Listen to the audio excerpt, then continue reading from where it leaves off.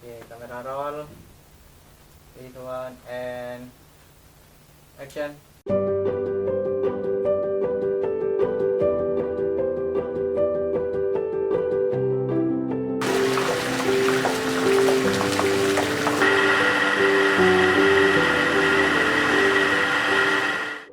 Nama lengkapnya Muhammad Wahyudi, usia 34 tahun.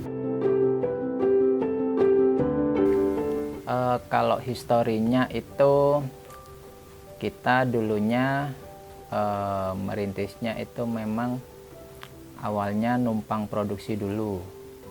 Jadi beli bahan bakunya aja, kedelainya nanti numpang produksi. Nah kebetulan kan rumah dari orang tua saya almarhum itu memang di kampungnya kebanyakan pengrajin tahu sama tempe. Nah jadi mereka numpang produksi di sana, nanti hasil produksinya tahunya itu dijual sendiri. Ya alhamdulillahnya kok banyak yang minat sama produknya. Nah jadi lambat laun ada yang nawarin rumah untuk jadikan tempat usaha. Nah jadi istilahnya masih home industry dulunya. Jadi rumahnya itu dapurnya itu dibuat untuk usaha tahu. Jadi seperti itu untuk awalnya. Itu kurang lebih di tahun 92. Nah, jadi merintisnya di tahun 92. Ya alhamdulillah di tahun 2000 kurang lebih itu sudah bisa punya rumah sendiri sama tempat usaha sendiri. Dan berjalan sampai sekarang gitu.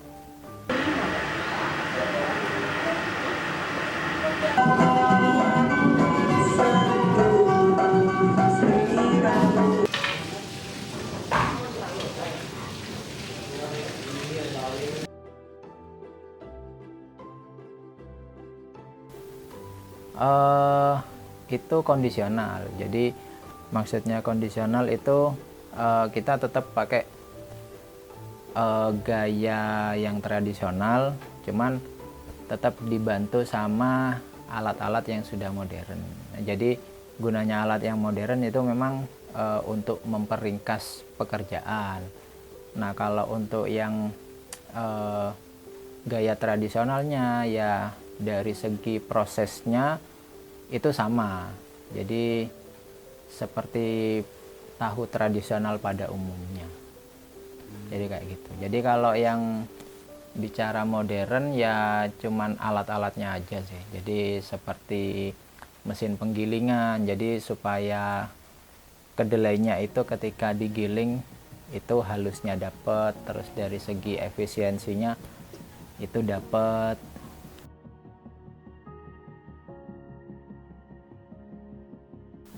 Kita biasanya bekerja sama agen. Jadi memang itu agen khusus jual kedelai di sana. Nah jadi tiap harinya kita belinya di sana kayak gitu. Nah kebetulan kalau yang kita pakai tiap harinya kedelai impor memang. Kalau yang kedelai lokal itu jarang. Jadi kedelai lokal itu baru ada kalau pas musim panen aja. Jadi kalau pas di kawasan sekitar ini ada panen kedelai, biasanya kita kalau pas kebagian ya beli kayak gitu. Ya cuman lebih dominan pakai kedelai impor tiap harinya.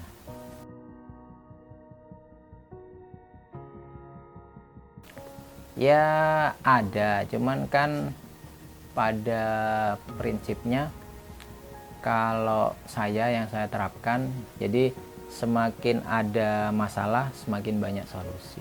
Jadi kayak gitu. Jadi kalau ada kendala apa itu memang tidak saya jadikan belenggu. Jadi itu memang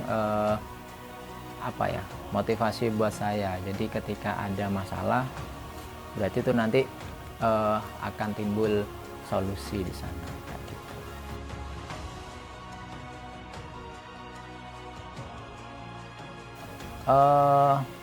Kalau metode yang saya terapkan memang saya harus terus memotivasi semua karyawan supaya dia meningkatkan skillnya tiap harinya. Jadi istilahnya tujuan saya ke SDM yang lebih unggul kayak gitu. Nah itu gunanya nanti ada timbal baliknya. Jadi ketika SDM-nya itu selalu saya tingkatkan, nah jadi gunanya itu nanti otomatis berimbasnya pada kualitasnya. Jadi dari kualitas hasil produksinya, terus kualitas dari cara kerjanya, kualitas dari sistem pemasarannya. Jadi nanti semuanya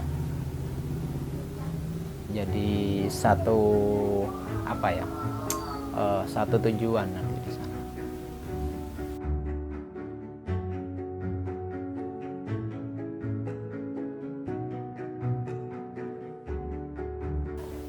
Kalau harapannya ya memang kita terus meningkatkan kinerja kita.